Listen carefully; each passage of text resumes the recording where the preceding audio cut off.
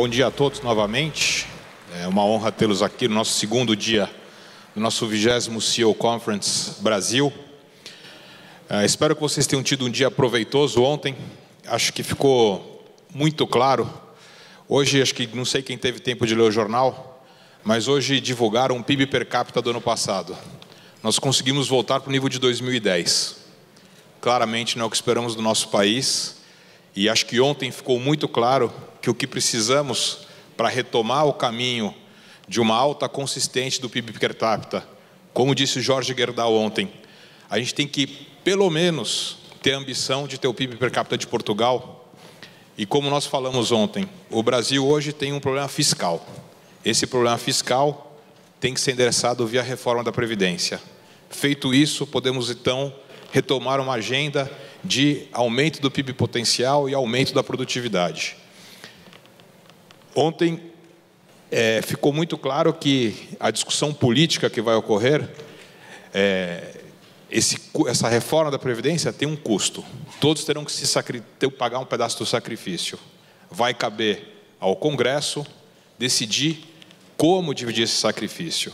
E ficou muito claro aqui ontem, no painel dos congressistas, que você precisa de uma liderança muito clara do Executivo, tanto do Executivo Federal quanto dos Executivos estaduais, para que essa reforma aconteça.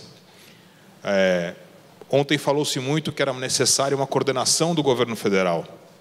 A deputada Joyce Hasselmann, que esteve aqui ontem, foi confirmada como líder do Congresso. Então, parece que estamos caminhando nisso. Foi dito também muito ontem que era crucial o apoio dos governadores para que essa reforma, como diz o Paulo Tafner, não perdesse a potência fiscal para que fosse uma reforma que realmente tivesse a diferença. Então, é com muito prazer e uma honra tremenda que teremos esse primeiro palco com 3 grandes governadores do país e é o meu prazer começar chamando-os ao palco.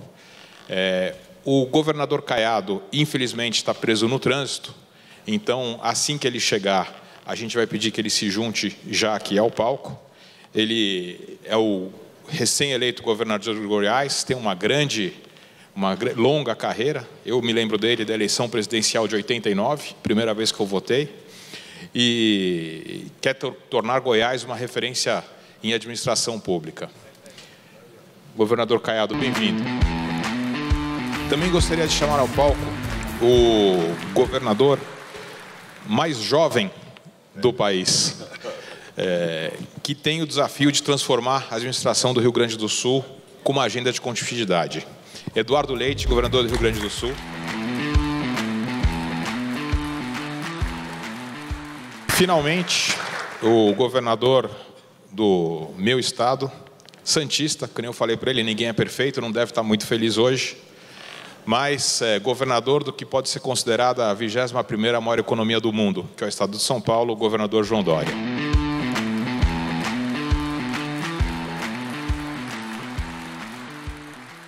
E para moderar esse time de primeira linha da política brasileira, o William Vac.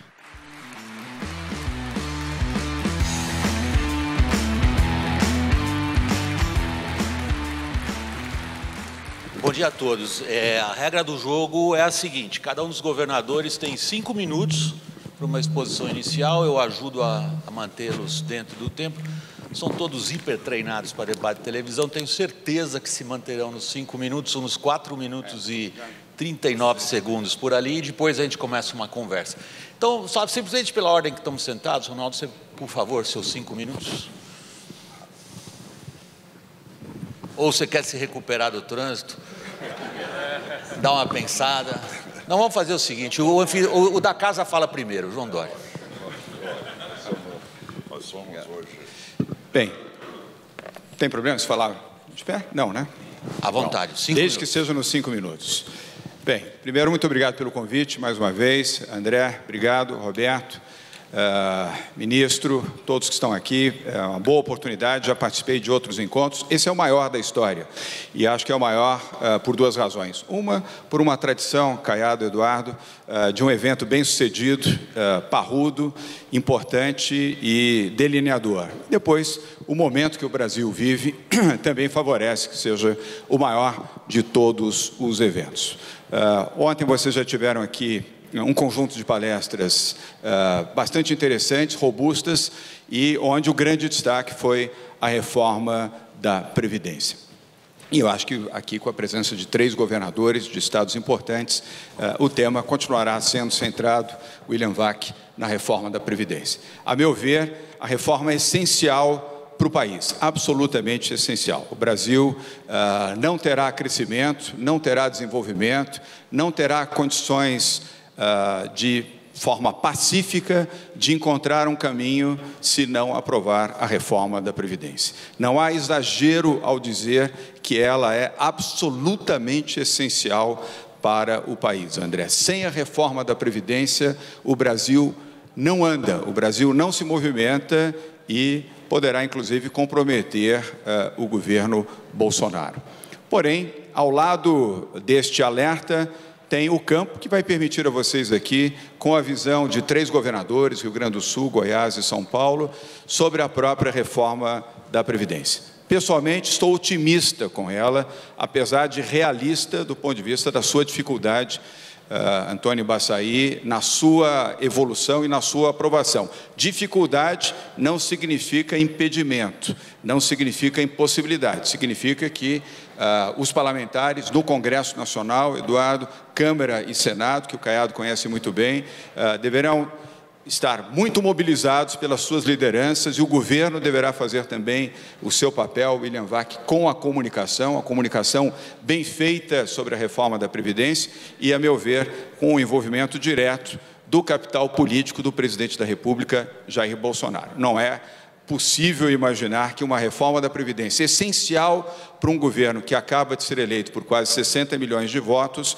não tenha no seu personagem principal, o presidente da República, Jair Bolsonaro, alguém que esteja ausente desta medida tão significativa e primordial para o seu governo e para o país, que é a reforma da Previdência. Em algum momento e de curto prazo, ele deverá liderar esse processo do ponto de vista de mídia e comunicação. Do ponto de vista do Congresso Nacional, nós temos 2 líderes que, a meu ver, vamos ver a opinião também do Eduardo e do Caiado, liderarão esse processo. Um esteve aqui ontem, Rodrigo Maia, presidente da Câmara dos Deputados. O outro, o presidente do Senado, Davi Alcolumbre. Ambos já sabem da responsabilidade que possuem para liderarem este processo no âmbito das suas 2 câmaras legislativas.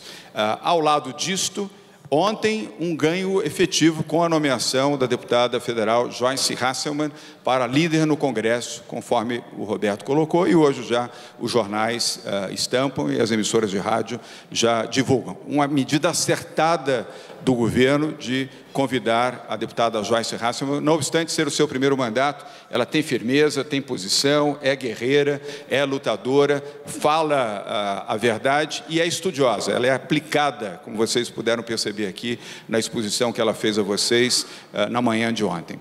Então, o cenário é um cenário difícil, mas um cenário possível. Eu me incluo no grupo dos otimistas que acredita que a reforma da Previdência possa ser aprovada até junho, até o final de junho ou início de julho, se houver alguma prorrogação necessária no âmbito do funcionamento do Congresso Nacional, William Vac, para que ela seja aprovada. Até porque o tempo joga contra. Quanto mais rápido for o processo, maiores as chances de aprovação. Quanto mais lento, ministro Nelson Jobim, maior o risco. Este é um governo, do ponto de vista de ordem institucional e política, é um governo com turbulências naturais para um governo novo, de um partido novo, de parlamentares novos, de uma situação nova e de um vendaval que foram as eleições deste ano em todo o país. Portanto, a base que vai permitir essa transformação vai exigir a liderança da experiência do deputado Rodrigo Maia e da vontade e da liderança também do senador Davi Alcolumbre. São Paulo, e aqui eu finalizo a minha intervenção, vai apoiar incondicionalmente a reforma da Previdência. Essa é uma decisão nossa, do governo de São Paulo, não tem contrapartida, é uma decisão... Obrigado. É uma decisão de ordem política, institucional, obviamente resguardado os interesses... João, seu tempo. Dos demais, estou encerrando, dos demais estados, que são diferentes, evidentemente, nós temos que respeitar. A situação do Rio Grande do Sul, a situação de Goiás, é muito diferente da situação de São Paulo. São situações graves, que talvez eles tenham oportunidade no debate de colocar. Mas São Paulo já tomou a sua decisão e mobilizará a sua bancada, e não é só a bancada do PSDB, a bancada de todos os partidos aliados para discutir e votar favoravelmente a reforma da Previdência. Obrigado. Brazil. Here is São Paulo. We are more than a Brazilian state. We are a nation state. A state that works. The second largest economy of South America, with a 647 billion gross domestic product. Covering an area of more than 200,000 square kilometers. We are global leaders in the production of sugar, ethanol, and orange juice. We have a market of more than 45 million people from every part of the world. São Paulo trains and exports the most qualified workforce in Brazil. São Paulo is the fourth largest consumer market in Latin America.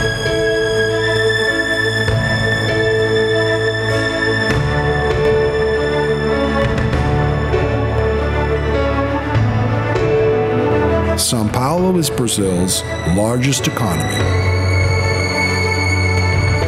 Over half of São Paulo's $58 billion in exports are concentrated in food, transport, and capital equipment. São Paulo's infrastructure is also impressive, boasting two of Brazil's busiest airports, with more than 50 million passengers every year. We have the largest port in Latin America in Santos, transporting 130 million tons per year, and also 18 of the 20 best highways in Brazil. Science, technology, and innovation also have their place in São Paulo. We invest heavily in research, more than $205 million. São Paulo also hosts a world-class science and technology institute, representing investments of over $200 million.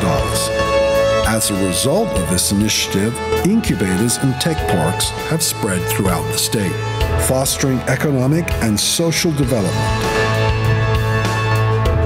We now have the best HDI of Brazil and the best public safety index in the country, comparable to international indexes. Opportunities are back, with projects involving many of our landmarks and strategic locations in various sectors.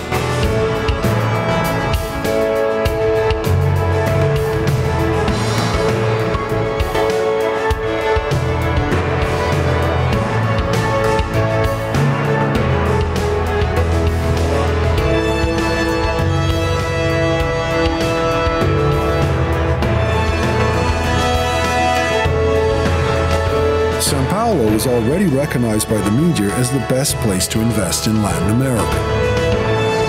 And the state's government is ready to welcome investors.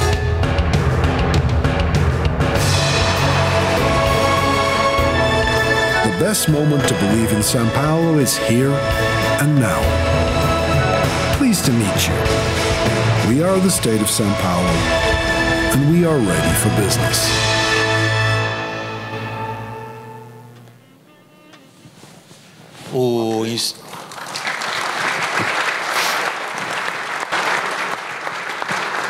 O instinto de homens de venda foi mais forte e ele empurrou o cartão audiovisual dele.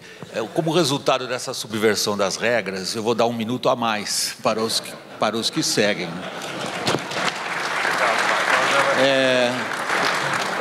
Caiado recuperado. Eduardo, você quer começar? Eduardo, por favor.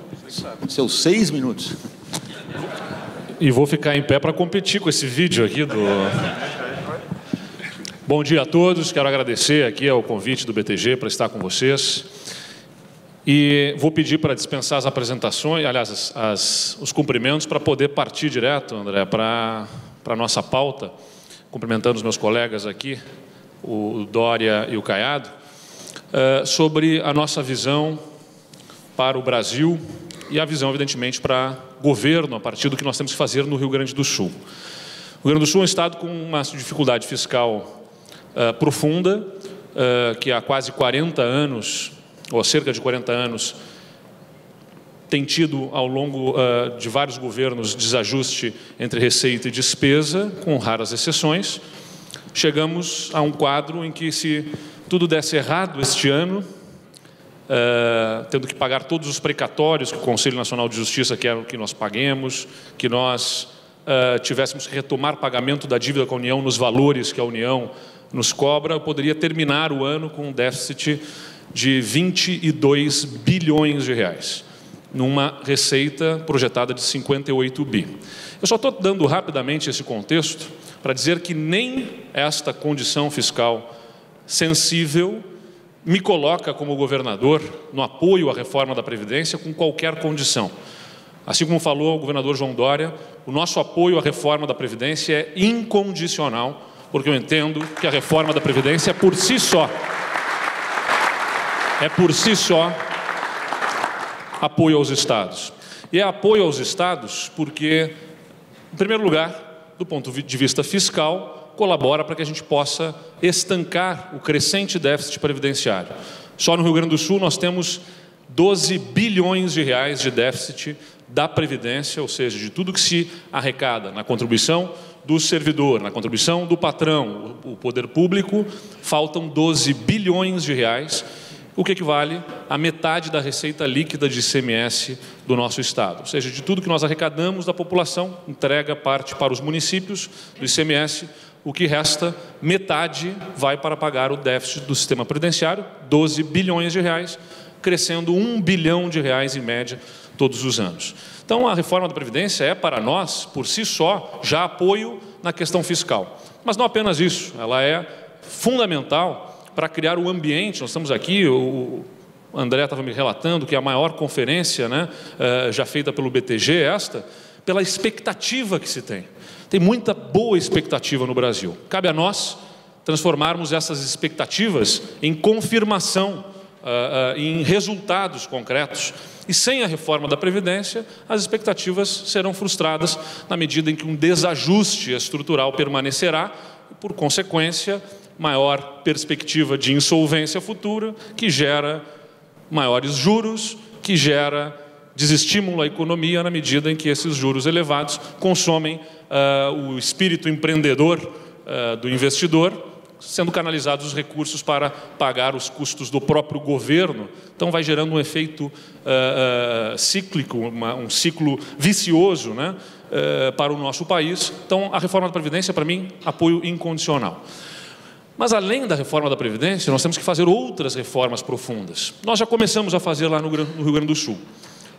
Ontem, na Assembleia Legislativa, nós aprovamos uma emenda constitucional para acabar com uma distorção que nós tínhamos no Estado, que era a licença-prêmio para servidores e a contagem do tempo ficto, que, na verdade, é contemplando uma série de outras informações de se o servidor vem de uma prefeitura, se vem de uma Câmara de Vereadores, se vem do governo federal para o Estado, contava todo o seu tempo para a sua progressão na carreira, gerando uma distorção nas remunerações no Estado. Nós aprovamos ontem, por ampla maioria, 38 votos a 12 na Assembleia Legislativa, o fim da licença-prêmio para os servidores públicos e o fim da contagem do tempo ficto. Mais do que isso, é importante para liderarmos essas mudanças ter autoridade moral. E por isso eu entrei judicialmente, o Estado do Rio Grande do Sul, contra o reajuste concedido automaticamente para os desembargadores, para os procuradores de justiça no Estado do Rio Grande do Sul, os 16% que se autoconcederam no Estado, porque se nós vamos pedir, e vamos, já está muito claro isso, o esforço de todos na sociedade, especialmente também no serviço público, nós temos que ter essa autoridade moral. Entramos judicialmente no Supremo Tribunal Federal contra esse reajuste que foi concedido no Judiciário, porque todos estão pagando o preço da crise, né? A pressão salarial existente, as pessoas foram demitidas e readmitidas com salários menores, o desemprego cresceu, investimentos deixaram de acontecer, empresas fecharam, na iniciativa privada, todo mundo pagou o preço dessa crise. Foi falado, né, na nossa abertura aqui do Salute sobre estarmos voltando ao PIB de 2010, mas no serviço público, para alguns, infelizmente, essa crise não alcançou. Então, compartilhar os efeitos da crise é fundamental para que nós possamos avançar coletivamente, como sociedade. Reforma da Previdência é essencial. Nós, como governadores, podemos e devemos construir no ambiente e fazemos esse apoio de forma incondicional à reforma da Previdência pelos benefícios que tem por si só, mas, é claro, dando a nossa colaboração também nas reformas estruturantes nos nossos estados, para que tenhamos saúde fiscal e independência de socorros financeiros por parte da União. Muito obrigado.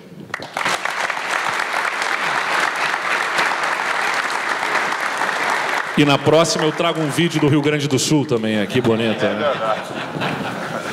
Ronaldo Caiado, 6 minutos. São 6 minutos. São 6 minutos, são 6 sim. Olá.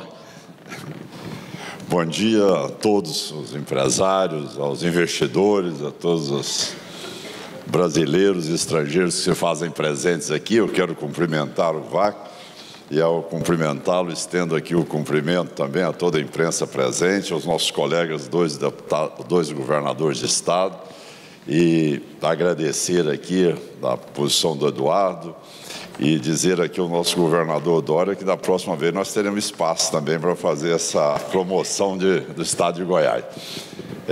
Nós estamos aqui com vários expertises e pessoas extremamente preparadas, como o ministro Nelson Jobim, um homem que aprendi muito com ele no Congresso Nacional, o Embaçaí, Salute, agradecer, André Esteves, e dizer a vocês objetivamente, é lógico que um processo que veio até a eleição atual, um processo que vem se deteriorando nesses últimos anos, e o governo já não tinha mais a credibilidade para propor as grandes reformas do país.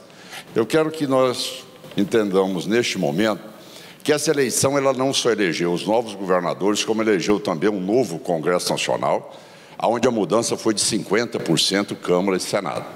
Ora, o que nós estamos vendo agora é um sentimento renovado da sociedade brasileira para que tudo aquilo que foi vocalizado nas ruas e nas urnas possam acontecer neste momento.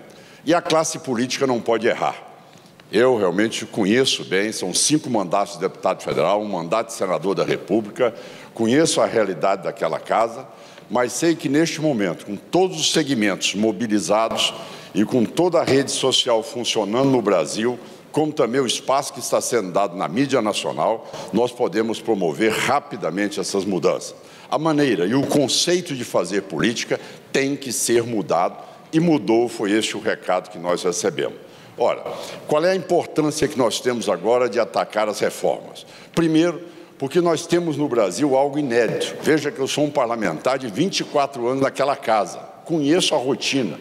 Nunca tivemos um ministro de Estado, tá certo? Como o Paulo Guedes, que tem a coragem de assumir as mudanças substantivas, tirando poderes da União, repassando aos estados, aos municípios, fazendo com que haja uma partilha correta de investimentos para que o Brasil possa sentir também a sua capacidade, devido à competência de governadores, de prefeitos, poder fazer com que em cada cidade, em cada estado, mostre o seu diferencial com a sua capacidade de gestão. Isto é fundamental para o Brasil agora. A reforma da Previdência, vocês sabem que nós estamos perdendo uma luta, que ela será revertida agora. Nós estamos perdendo uma luta para as corporações. Esta é a verdade. Nós estamos perdendo luta para as corporações. Eles realmente não representam o sentimento da sociedade brasileira. Eles têm uma condição tranquila de fazer no decorrer de 20 e 30 anos terem a sua carteira assinada, o que o cidadão comum não tem. Então é isso que o Paulo Guedes teve coragem também de apresentar ao Congresso Nacional e dizer que nós temos que fazer uma reforma em que ela possa levar o Brasil para a sua realidade junto ao município e aos seus estados. Com esse discurso e com essa coragem de dizer que nós hoje poderemos participar num pacto federativo, que é outra matéria que deverá entrar na paralela junto com a reforma da Previdência, porque eu acredito nela, tá certo? É mostrando que os estados vão participar de um leilão de cessão onerosa agora do pré-sal, que nós teremos como poder participar sim de uma redistribuição de verba para a saúde, para a educação, para a segurança pública, que seja repassado numa proporcionalidade que seja 60%, tá certo, revertida a municípios, 20%, 30% a estados e 10% à União. Esta é uma reversão que o próprio ministro teve coragem de assumi-la publicamente e desafiar a todos. Então eu entendo que neste momento a Câmara dos Deputados e o Senado Federal estão maduros para podermos avançar nessas duas propostas, a reforma da Previdência e também o Pacto Federativo, que são dois pontos fundamentais para o desenvolvimento. Só para vocês terem uma ideia, a burocracia hoje de um Estado para ter acesso ao dinheiro do Fundo de Participação de Financiamento da Segurança Pública é algo que vocês não podem imaginar. Por que não repasse fundo a fundo, como se faz na saúde e na educação? Mas é deixar claro que hoje a responsabilidade do meu partido é muito grande. Nós temos hoje um ministro chefe da Casa Civil da Presidência da República, nós temos hoje um presidente da Câmara, um presidente do Senado Federal, nós temos um ministro da Saúde, um ministro da Agricultura, nós temos uma base parlamentar de um partido orgânico, articulado, e que nós precisamos mostrar para o Brasil que nós vamos fazer mudanças substantivas. A sociedade espera, vocês todos aí estão cada vez mais otimistas com o Brasil e nós não vamos frustrar os investidores, nem os brasileiros que querem dar dignidade e cidadania ao nosso povo, trazendo oportunidade de emprego, que nós dependemos 100% de vocês para podermos dar uma qualidade de investimento em nossos estados. Tenho certeza, não tive tempo como o Dória de fazer aquele minutinho ali, mas dizer que vocês podem confiar em Goiás. Ali vocês vão ter uma segurança pública referência nesse Brasil. Vocês vão ter uma facilidade de ação, porque vai ser o governador que vai tratar de cada empresa para que ela se invista ali. Vai ser uma ação direta do nosso secretariado para que possa atender a qualidade de investimentos e também a atenção a cada um de vocês. No mais, minha gente, eu agradeço o tempo que me foi concedido. Muito obrigado a todos e confie no Congresso Nacional, porque eu tenho certeza que nós vamos reverter o jogo no Brasil. Muito obrigado.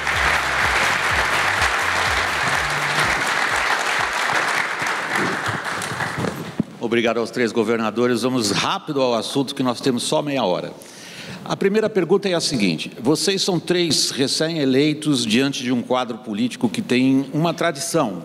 A suposição de que governadores mandam em suas bancadas. Foi uma tradição da política brasileira que foi jogada de pernas para o ar nessa última eleição. As redes sociais tornaram mais difícil essa, digamos, relação direta de comando que se viu na política brasileira durante mais de 30 anos, onde o governador, ele sabe quem está com ele no Congresso ou não. Isto mudou.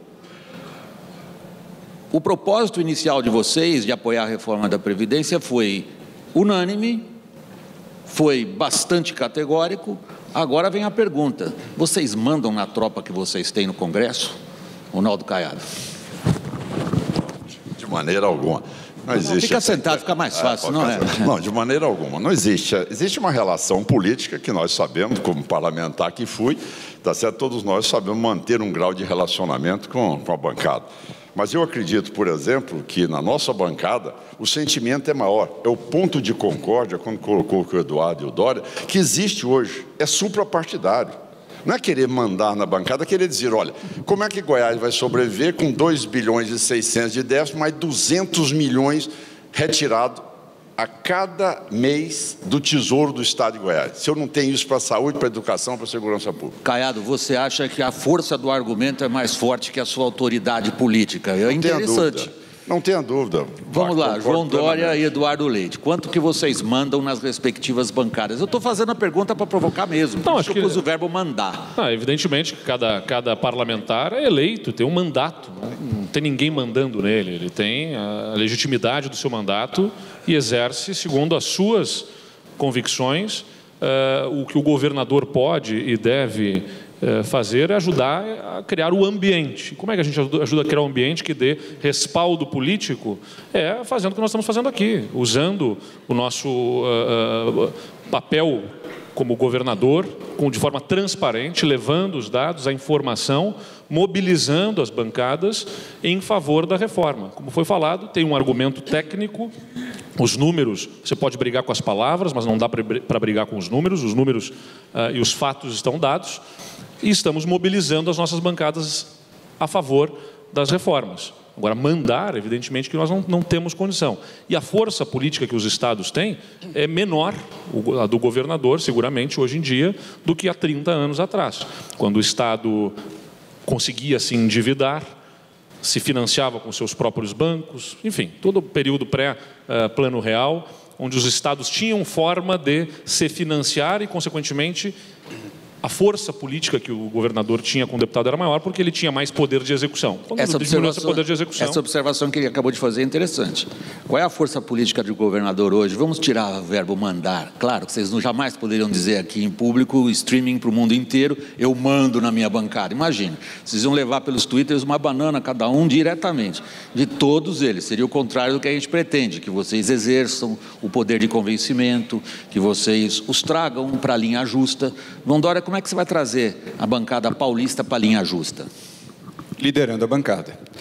E liderando pela força de argumentos, como colocou o Caiado, de forma correta, e o Eduardo também. Os argumentos são argumentos patrióticos, são argumentos regionais, são argumentos que todo brasileiro de bem saberá compreender e vai apartar interesses mais específicos, interesses, eu não estou tirando a legitimidade destes interesses, mas fazer prevalecer o interesse nacional. Até porque, se o Brasil não sobreviver, não sobreviverão os estados, os municípios, os deputados estaduais, federais, vereadores, prefeitos, sucumbirão todos. O Brasil mergulhará no caos absoluto se nós não tivermos a reforma da Previdência. As razões já todos sabem. Aliás, o Caiado colocou bem aqui, e o Eduardo, que tem situações difíceis nos seus estados. É liderando a bancada, dialogando com a bancada, e lembrando também que nós passamos recentemente pela mais dura eleição da história republicana do país. Não houve eleição com precedente igual a essa. Então, cada governador que aqui vier nessa conferência de CEOs, 3 estão aqui, a dificuldade da eleição do Caiado, do Eduardo e minha não foram distintas, não. Foram muito duras, foram eleições duríssimas nos nossos estados, como nunca. E olha, estou falando aqui com o Caiado, que tem uma experiência enorme.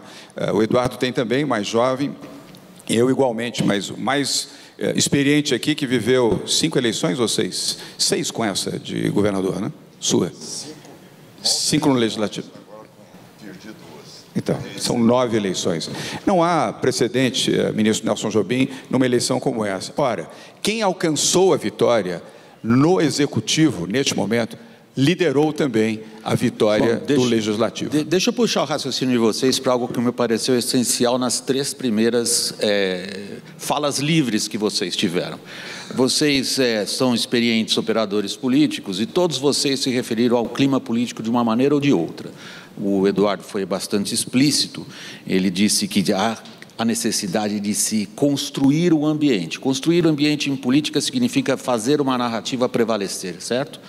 Esse é o grande desafio de quem governa, né? O João Dória disse o seguinte: o capital político de Jair Bolsonaro precisa ser o item principal, ele não pode estar ausente, existe pressa. O Ronaldo Caiado diz, em 24 anos de experiência que ele tem no Legislativo, que o Legislativo está maduro. Por dedução, João Dória, você está dizendo que está faltando emprego de capital político daquele que deveria ser o líder nesta tarefa de criar o ambiente, correto? Não exatamente. Ele tem capital pessoal e capital político também. Mais capital pessoal do que político. Um partido novo, com parlamentares novos, tanto no Senado quanto na Câmara, tem dificuldades naturais diante da inexperiência daqueles que pela primeira vez estão ocupando o Legislativo. Isso é natural, nós temos que compreender isso. Agora, o grande capital político no país, nesse momento, é Jair Bolsonaro, quase 60 milhões de votos, numa eleição dura também, uma eleição difícil, não foi uma eleição fácil, ele quase perdeu a vida nessa eleição, um fato único na história política do país, uma tentativa, um atentado que ele sofreu e quase perdeu a vida. Ele tem capital político e, a meu ver, deve usar na reforma da Previdência, porque ela é balizadora do seu governo. Ronaldo Caiado, Jair Bolsonaro está usando o seu capital político de maneira correta e apropriada ao tentar vencer a batalha da comunicação pela reforma da Previdência? Olha, até agora, pelos vários problemas, até do ponto de vista de saúde, ele não teve ainda essa oportunidade. Tá? Vac, vamos ser realistas. Ele é o único político que pensa numa economia de mercado, que pensa de uma maneira do Brasil se abrir para poder disputar com outros países, ter uma prática, como nós vimos aí o apoio à reforma trabalhista. Quantos de vocês reconheceram aí o trabalho que nós fizemos no Congresso Nacional, que foi uma mudança substantiva? Então, o que eu vejo hoje? Ele é o único político hoje que sabe conversar com a sociedade e as pessoas mais humildes do país. O líder político não é aquele só que tem o cargo do governador, do prefeito, do presidente da República. É aquele que ele é capaz de fazer chegar a sua mensagem ao cidadão mais simples. E ele tem esse capital político. E é esse capital político que eu acredito que ele vai empregar neste momento. Agora, ele vai partir para poder conversar com a população e mostrar essa realidade, que muitas vezes as palavras técnicas não chegam às pessoas. Mas no momento em que ele fala com o sentimento que tem e a capacidade de vocalizar isso junto às pessoas humildes, ele terá este apoio e vai mostrar a realidade da reforma da Previdência. Porque a reforma da Previdência foi estigmatizada, olha, o cidadão vai morrer e não vai aposentar. Quer dizer, é um mantra usado por eles e que de repente desfizeram. Agora vão falar, porque existe um problema, ou tudo bem, isso em política é normal, nós temos que renegociar dentro do Congresso Nacional, isso é perfeito, dentro de uma PEC, que é uma emenda constitucional que precisa de 3/5 dos votos, é normal esse assunto. Agora, o presidente da República, mais do que nunca, ele precisa de ter proximidade com o povo, porque o Congresso Nacional não vai também assumir uma posição que seja de enfrentamento. Então, o capital político, para mim, do presidente, é estar reservando ele para entrar exatamente na hora em que a matéria for para a Comissão de Constituição e Justiça e ali para a Comissão Especial para vir para a plenária. Ali é o horário que eu acho que ele vai ir para a rua, ele vai chegar ao povo, ele vai comunicar e vai dar exemplos claros do quanto é fundamental para o cidadão comum amanhã ter a garantia do seu salário e da sua aposentadoria. O contraste aqui é extraordinário do ponto de vista do observador político como eu. Nós temos um veterano operador e da política em Brasília, que é o Ronaldo Caiado, e um jovem governador, entrando neste mundo nacional da articulação política. O que é que você, o jovem governador, diz ao veterano governador e operador de política em termos de articulação do governo federal num parlamento fracionado, com dificuldades de formar lideranças, que vem de uma varredura do eleitor das urnas e é pressionado pelas redes sociais? Está funcionando essa articulação política, Eduardo Leite? Olha, William, eu fui eleito para ser governador do meu estado e não para ser comentarista, né? E respeito o papel dos comentaristas. Mas eu guardo o meu papel e o meu foco em atender o meu estado. Posso fazer algumas observações a partir da minha vivência, embora jovem, aos 33 anos, já passei por várias eleições, desde os meus 19, quando eu concorri pela primeira vez a vereador na minha cidade. Eu posso dizer o seguinte: o criar ambiente político, que você captou aqui dessa mensagem, não é só mobilizar deputados a partir das ferramentas politicamente utilizadas tradicionalmente para reconhecer o que os motiva legitimamente né? Seja atender a sua região, seja uma pauta específica que ele defende, e o seu papel como governante é identificar as pautas que motivam os deputados, porque eles têm tanta legitimidade quanto nós temos nos nossos mandatos. Então eu tenho que compreender, o povo gaúcho me elegeu governador e me deu 55 deputados que deixam de ter a sua própria agenda e estão lá representando a agenda de uma parcela da sociedade gaúcha. Então eu tenho que conseguir mobilizá-los. O que eu disse lá aos meus deputados, para as reformas que vamos fazer, é: não escutem apenas o barulho das galerias do plenário. Escutem o silêncio da maioria que está trabalhando, que está em casa, que está cuidando da sua vida e que não está aqui fazendo barulho contra as pautas. É muito importante isso. Isso é fundamental. Reconhecendo a legitimidade de quem faz barulho, até porque a grande dificuldade na construção dessa narrativa é quem vai perder sabe quanto está perdendo, sabe quem está perdendo, como. Os ganhos são difusos, e como são difusos, não são de ninguém especificamente. Ninguém vai especificamente ganhar com a reforma. Toda a sociedade vai ganhar. E como é toda a sociedade, ninguém especificamente se mobiliza por ela. Então, criar o ambiente é conseguir sensibilizar. Eu, por exemplo, tenho ido a cada um dos sindicatos. Eu fui na sede do sindicato dos professores, eu fui na sede do sindicato dos policiais, e não fui lá para fazer papo camarada, fui lá para dizer: temos que conversar sobre reformas, temos que conversar sobre reestruturação nas carreiras, nós vamos ter que ter esforços individuais para termos ganhos coletivos na nossa sociedade. Essa construção de ambiente é fundamental.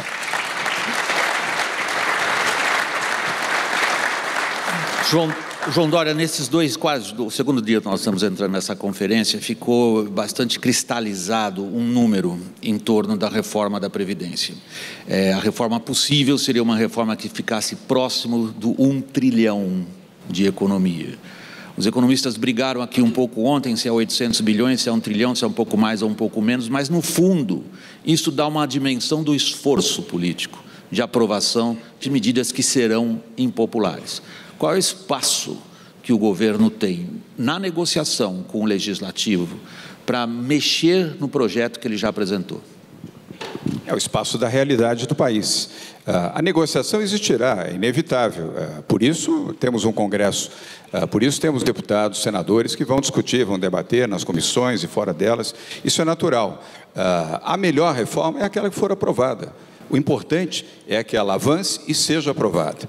William Vac, quero dar aqui um testemunho, corroborado certamente pelo André Esteves, que comigo participou do Fórum Econômico Mundial em Davos. Em Davos, em 4 dias, eu fiz 23 encontros bilaterais com investidores americanos, europeus, chineses, japoneses e do Médio Oriente. Os 23 perguntaram sobre a reforma da Previdência. Não foi eu que coloquei e que indaguei ou que apresentei o tema. Eles indagaram qual era a expectativa do governo de São Paulo em relação à reforma da Previdência. Investidores internacionais que têm a chave das comportas para realizar investimentos em todo o país, incluindo Goiás, Rio Grande do Sul, São Paulo, Rio, Minas, Norte e Nordeste do país, Centro-Oeste e Sul, esperam a reforma da Previdência. Ela é essencial para o país. Quando eles perguntaram para você qual é a expectativa, você disse que 800, 700, 900, 1 trilhão? Não, eu não entrei na questão numérica, até porque esse é um tema de controle do governo e o ministro Paulo Guedes fala em mais de 1 trilhão. Mas se forem 800 bilhões, é bem-vindo. Nós temos que ter consciência do seguinte: a melhor reforma é aquela que for aprovada. A pior é a que não for aprovada. O Brasil não pode prescindir da reforma da Previdência. E todos nós, inclusive formadores de opinião como vocês que aqui estão, veículos de comunicação, eu tenho tido, inclusive, nos meus encontros com os meios de comunicação brasileiros, dito, é hora também aqui, independentemente da crítica política ou da visão crítica, que é justa e meritória, e ela deve ser exercida na imprensa, todos nós que somos brasileiros temos que remar a favor da reforma da Previdência. Ronaldo Caiado, deixa eu usar Deixa eu usar isso que você oferece, que é extraordinário e rico em termos de atividade política, que é a sua larga experiência no parlamento, que é lá que vai se decidir essa questão. É que tanto o Eduardo Leite como o João Dória deram tanta ênfase ao que está pendurado num eventual, que não queremos pensar nisso, fracasso ou uma reforma muito aguada. E a pergunta vem do público também, é minha e é do público também. Vocês já mandaram várias dessas perguntas aqui, vocês estão provocando eles fortemente, como já fizeram ontem também. O que é que o governo tem que barganhar com a turma do Congresso? É cargo? É verba? É o quê? Como é que se ganha essa briga lá dentro, o lugar que você conhece tão bem? Você tem várias maneiras de analisar o Congresso Nacional. Em primeiro lugar, vai muito do comportamento e o perfil do presidente da República, não tenha dúvida disso. Então, como foi criada uma metodologia durante muitos anos, na tese de que cada ministério era dado a cada partido, para que cada partido tivesse ali uma sustentação financeira para poder eleger os seus deputados, essa tese foi por terra, abaixo. Então, isso aí não tem mais esse espaço. Assim foi o voto do eleitor. Então, nós estamos vivendo uma outra realidade. E essa outra realidade, ela tem que ser exatamente com a participação direta dos governadores, junto com os deputados estaduais, os deputados federais também, junto ao presidente da República, voltando as ações para o cidadão e o político se sentindo, o deputado estadual, federal e o senador, eles se sentindo partícipes daquilo que estão fazendo em prol do Estado e em benefício da sociedade. Que a cultura está mudando. Não vou dizer que foi uma mudança substantiva de um dia para a noite. Não é assim. Mas vamos ser bem realistas também. O político que acreditou nessa tese, ele não se reelegeu, e nós estamos vendo uma operação Lava Jato que está continuando. Aqueles que quiserem insistir nessa tese não vão ter sobrevivência na política. Agora, o presidente da República, com o capital que tem neste momento, ele tem a capacidade de poder promover as reuniões em cada um dos estados, com a sua bancada, dividindo o que ele vai fazer e as ações do governo com todos os deputados federais e senadores da República. Ele está compartilhando o sucesso do Brasil com o prestígio que ele tem em cada um dos deputados que estão lhe apoiando. Então, essa prática que tem que ser o cargo, e que o cargo, muitas vezes, ele é desviado da sua função para criar outras condições, para dar condições ao cidadão disputar uma eleição, acho que essa prática não pode continuar mais no Brasil.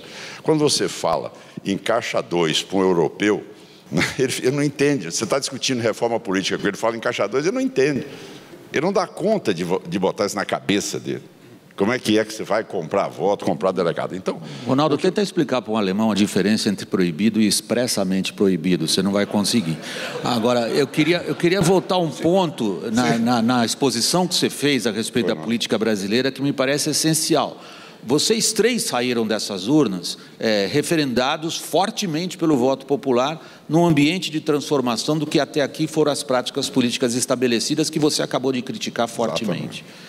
Agora, você não acha que o Bolsonaro vai sentir saudades até, de alguns velhos e bons operadores dentro desse parlamento que você conhece tão bem? Olha, é verdade, nós tivemos, mas eu acredito na mudança política de um lado positivo. Agora, eu acho que a experiência que nós acumulamos, nós podemos transferir elas também aos parlamentares que lá estão chegando, podemos apoiar esse movimento, que é um sentimento que todos têm aqui. Agora, é preciso que o presidente da República, num sistema presidencialista, isso aqui, Nelson Jobim é professor dessa matéria e sabe muito bem. No sistema presidencialista, não adianta você querer transferir responsabilidade. É o chefe de governo, é o presidente da República, é o governador, é o prefeito. Tem que assumir posição. Se não assumir posição e não tiver credibilidade moral, tá certo, e independência intelectual para poder avançar nas reformas, ele não dando um bom exemplo, ele não vai conseguir. Então, é este capital que eu acredito nele. E é este o capital que move. O parlamentar não vai votar, numa matéria no Congresso Nacional, se o presidente da República não conseguir mobilizar esse tema favoravelmente junto a toda a população. Então, aqui nós temos uma convenção de convictos. Todos aqui estão de acordo. Nós damos conta de vocalizar isso em todos os segmentos da sociedade, da importância da reforma da Previdência. Boa então, nós não podemos perder essa luta. Eu acho que esse é o nosso desafio. Vamos focar nos que não estão de acordo?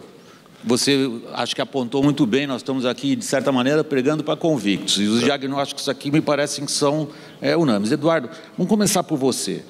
Como você vê a possibilidade política, a realidade da possibilidade política de se convencer servidores públicos, especialmente judiciário, ou Ministério Público, por exemplo, de renunciar a privilégios ou de apoiar a reforma da Previdência?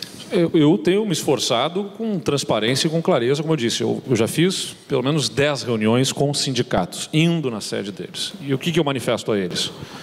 Digo, olha, começo pegando o exemplo do 13º salário, né? Eu digo, se uma empresa tem 12 meses de faturamento, se o governo tem 12 meses de arrecadação e tem que pagar 13 folhas, de onde sai o 13º? Das 12 outras, né? Das 12 outras, ou seja, eu vou deixar de te pagar mensalmente alguma coisa para poder fazer um fundo que eu vou ter que te pagar lá no 13º mês, que não existe, de faturamento. Previdência é a mesma coisa. O próprio nome diz isso. Vem de prevenção, de se prevenir. Se você vai se aposentar mais cedo e vai viver mais tempo, eu vou ter que me prevenir. O que poderia estar no teu salário hoje está indo para pagar, ou vou ter que reservar para pagar mais tempo que você não trabalha.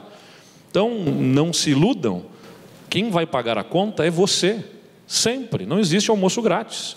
Se nós vamos ter benefícios previdenciários, quem vai pagar essa conta não será outra pessoa, a não ser você mesmo, né? Seja através de impostos elevados, que vão pesar sobre a sua conta também. Aliás, o imposto que o Estado tem à sua mão, principalmente para usar, é um imposto altamente injusto, que é o ICMS. Então, nós estamos fazendo os mais pobres pagarem a conta junto de um Estado desajustado, através de alíquotas que precisam ser majoradas, e também por conta do própria condição, o Estado do Rio Grande do Sul hoje não consegue pagar em dia os seus servidores.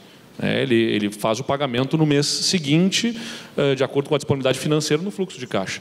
Então, isso já é sintoma de uma doença mais grave, que se não for tratada, vai levar o paciente a óbito. Nessa conversa transparente, com dados, agora também com a permeabilidade de ouvi-los. Quero ouvi-los, quero entender quais são os pontos que para vocês são importantes. Vamos negociar legitimamente dentro dos seus interesses, mas com a clareza sobre os números. Eu não vou passar por cima, quero trazê-los, e esse é o papel do governante. Num sistema como o que nós temos, o Brasil, isso me remete às minhas aulas aqui na EASP, aqui na Escola de Administração da FGV, onde eu cursei um mestrado em gestão pública, e que chegávamos à conclusão numa discussão. O Brasil é feito para ser ingovernável.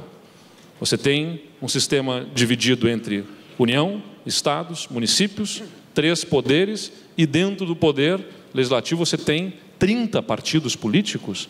Ele só não é ingovernável dependendo do talento do governante para articular e buscar juntar essas peças para puxar numa mesma direção. Essa é a nossa tarefa como líderes. Não, tudo bem, a gente pode entrar nessa discussão. É uma boa discussão de ciência política. O nosso sistema de governo talvez seja o pior do mundo. A efetividade decisória dele é uma das mais baixas que se existem entre as grandes democracias. Mas aí a discussão vai para o plano acadêmico, que eu queria puxar o João Dória para um outro problema. O seu colega ao lado disse há pouco, o João Dória, nós estamos perdendo a luta para as corporações, estamos? Nesse momento, em vários aspectos, sim, o Caiado tem razão. Mas nós podemos vencer. Agora, o grande desafio é o desafio da comunicação. Vale lembrar que no governo passado, no governo Michel Temer, que fez a reforma correta do regime trabalhista, o que derrotou a reforma da Previdência, houve um fato político, mas houve principalmente falta de comunicação adequada. Este governo precisa entrar firmemente no programa de comunicação para defender a reforma da Previdência. Os convictos, convencidos, os que já estão estabelecidos, estão aqui, e é a maioria dos brasileiros. Como disse o Eduardo, a maioria silenciosa. Mas quem faz barulho é a minoria ruidosa, é a minoria das esquerdas, que não querem o bem do Brasil, querem a volta do Lula, querem gritar Lula livre de novo, com um governo que não foi capaz de aprovar a reforma da Previdência e que se enfraquecerá se não o fizer. O governo, sob liderança do presidente Bolsonaro, deve agir fortemente na comunicação para aprovar a reforma da Previdência. Se não o fizer, corre risco. Mas eu tenho a convicção, como disse o Caiado, embora não tenha dito o Eduardo, eu sei que ele também comunga desta mesma opinião, de que o governo vai agir corretamente na comunicação. Nós temos que mobilizar a opinião pública. É ela que fará força sobre as corporações, é ela que fará força sobre os sindicatos. Os sindicatos não vão se sobrepor àqueles sindicalizados que podem perder o seu emprego se nós não tivermos aqui a entrada de capital externo. Não há sindicalista que seja capaz de convencer um operário que ele deva ficar sem emprego, sem renda, sem alimento na sua casa, em nome de qualquer movimento sindical. Portanto, é importante que essa ação de comunicação seja feita pelo governo federal, sob a liderança do presidente Bolsonaro e por nós, governadores. Em São Paulo, e não é diferente em Goiás e no Rio Grande do Sul, nós estamos fazendo esse papel. Para isso, você tem que se expor. Para isso, você tem que ser líder e não ter medo nem de cara feia, nem de grito, nem de xingamento. Aqui, esquerda, em São Paulo, que gritar, eu grito mais alto. João, eu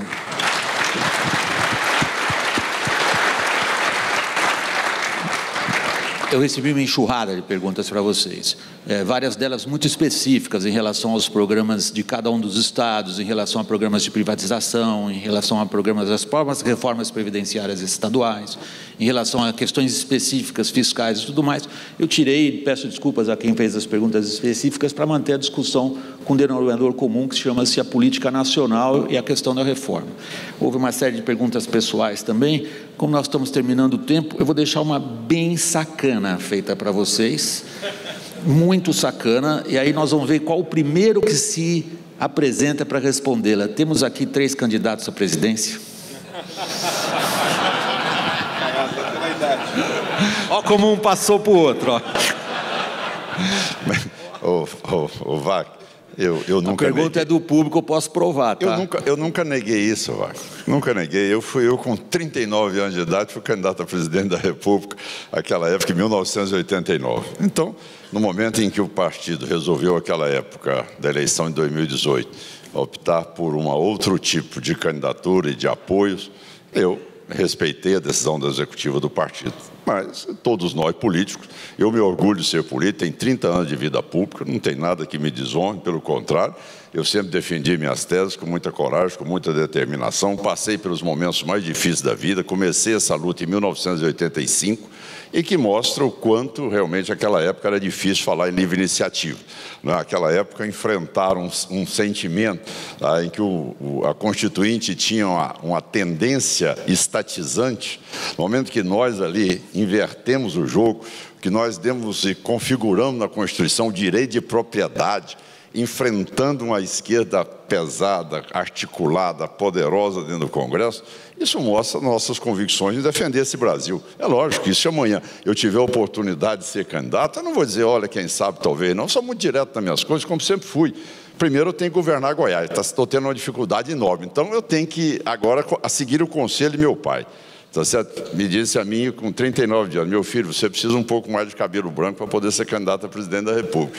Realmente eu não atendi a fala de meu pai, mas agora eu já estou com o suficiente cabelos brancos e já estou com muitas dificuldades em Goiás, que eu preciso arrumar primeiro minha casa.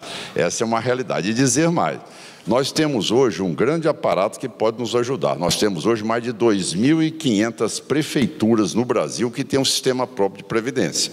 E nós, 26 estados do Distrito Federal, e todos nós estamos quebrados. Então, essa realidade hoje não pode ser apenas uma previdência social para salvar a União, não. Ela tem que ter métodos capazes de poder chegar aos estados rapidamente, como a securitização, que é fundamental para que a gente tenha, como também uma alíquota extraordinária para a gente poder ali mensurar qual é o percentual que nós vamos poder cobrar. Então é fundamental que tenhamos o apoio de todos os prefeitos e ampliemos cada vez mais a nossa base junto aos deputados federais e senadores. Se empolgou com a pergunta, foi em frente, o nosso tempo está acabando. Eduardo, você tem um cabelo já um pouco grisalho. Bom, eu acho que, em primeiro lugar, não sou candidato a nada, até porque não tem eleição, e sou governador de um estado que merece a minha melhor atenção e foco total na entrega de resultados lá.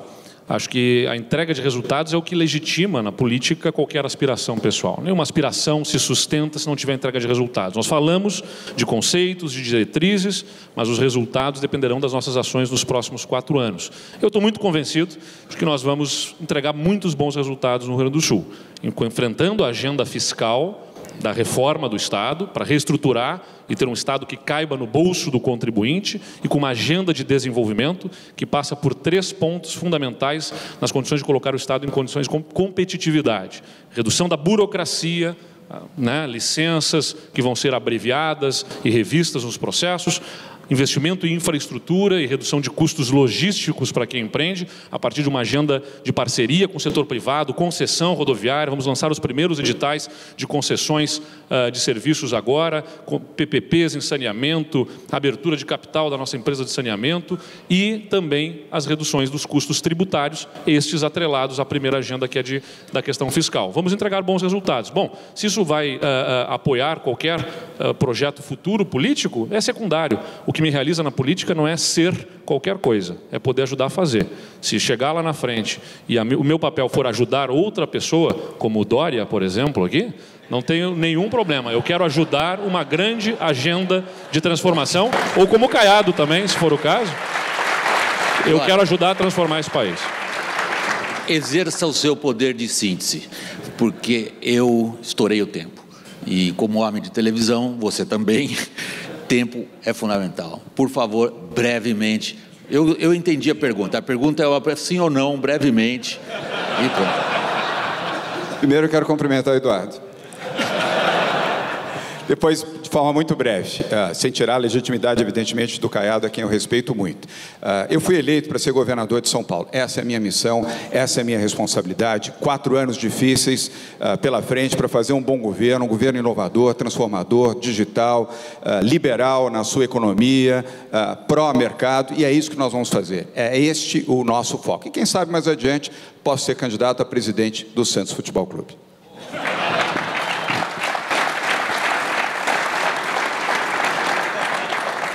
Em nome dos participantes, muito obrigado a todos vocês.